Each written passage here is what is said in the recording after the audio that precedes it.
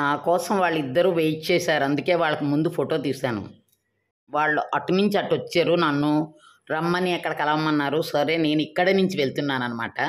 ఇదొక మంచి ప్లేస్ అండి. ఒక తోట అనమాట. రాముడు గారి తోట అని చెప్పి ఈ తోటలోని ఎంట్రన్స్ ఇలా ఉంటుందన్నమాట. పనస చెట్టుతో స్వాగతం పలుకుతుంది. ఈ తోటలో అన్ని రకాల మామిడికాయలు ఉంటాయండి. బంగినపల్లి ఏంటి, కొత్తపల్లి కొబ్బరి ఏంటి, కలెక్టర్ కాయలేంటి, సువర్ణరేఖ, పరియ, కొలంగోవా ఇట్లా అన్ని రకాల మామిడికాయలు ఉంటాయి.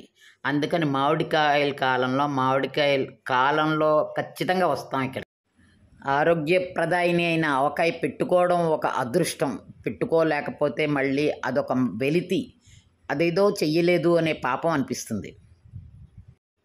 తోట చూడగానే చిన్నపిల్లలం అయిపోయాము. పరుగు పరుగున అన్ని చోట్లకి పరిగెట్టాము కూడా.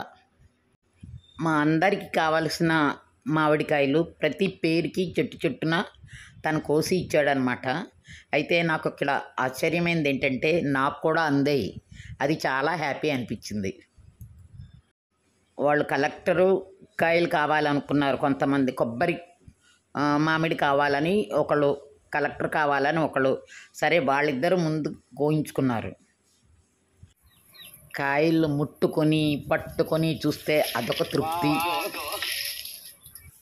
ఎండుటాకుల మీద మా పాదాలు పడి నడుస్తూ ఉంటే ఆ చప్పుడు ఒక రకమైన ఆనందాన్ని ఇచ్చింది. చిన్నతనం గుర్తొచ్చింది నాకు.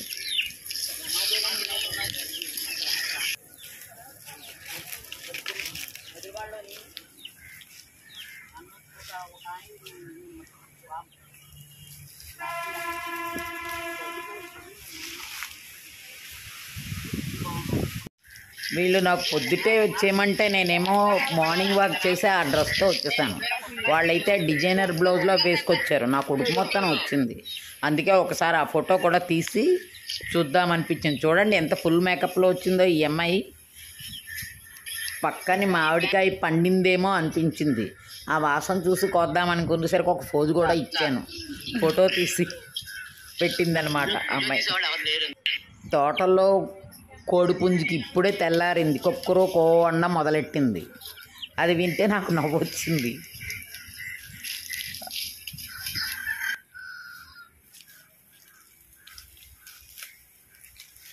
ఈ తోట చూడగానే చిన్నపిల్లలం అయిపోయాము. చక్కగా నాకు కూడా మా అందరు కూడా ఇంకొక అమ్మాయి వచ్చింది కారు డ్రైవ్ చేసుకుని.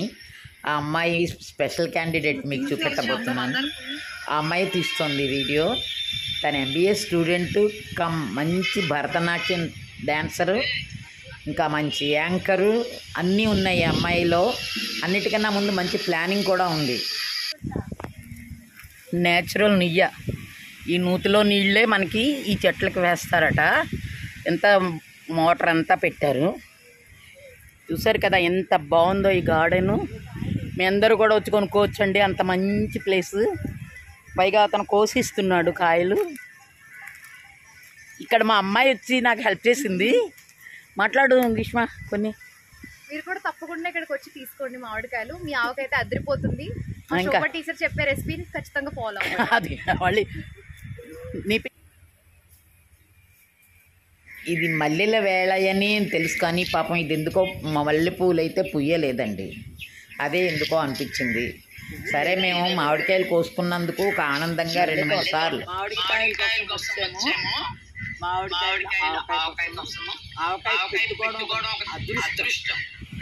ఇది అమృతపాణి అరటిపళ్ళ చెట్టట. అందుకని చాలా బాగుంది. చూసాము. ఇప్పుడు నేను ఒక బులిసి చెట్టు కూడా చూసాను. అది కూడా మీకు చూపెట్టేస్తాను. బులుసాకు ఆరోగ్యానికి నొప్పులకి మంచిదంటారు. నొప్పులు వచ్చిన చోట బులుసాకు గోరువెచ్చగా వేడి చేసి కడితే నొప్పులు పోతాయంటారు.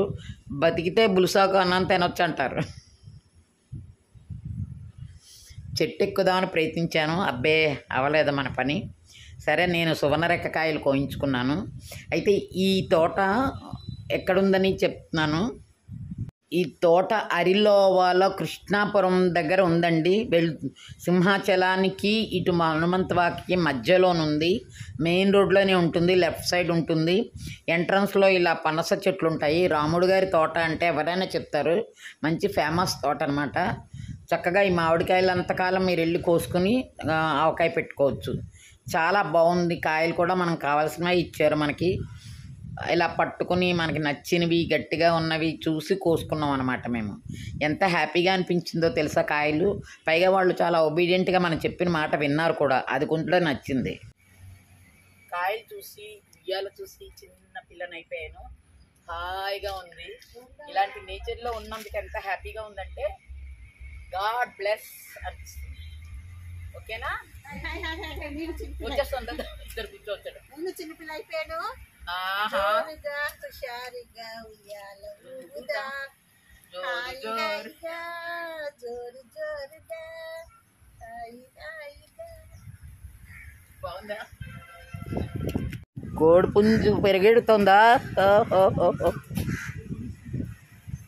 అక్కడేమో పెట్ట, ఇక్కడేమో పుంజు. కోడి పెట్ట, కోడిపుంజు. ఇది పొదుగుతున్నట్టుంది, అందుకని అట్లా ఉందన్నమాట.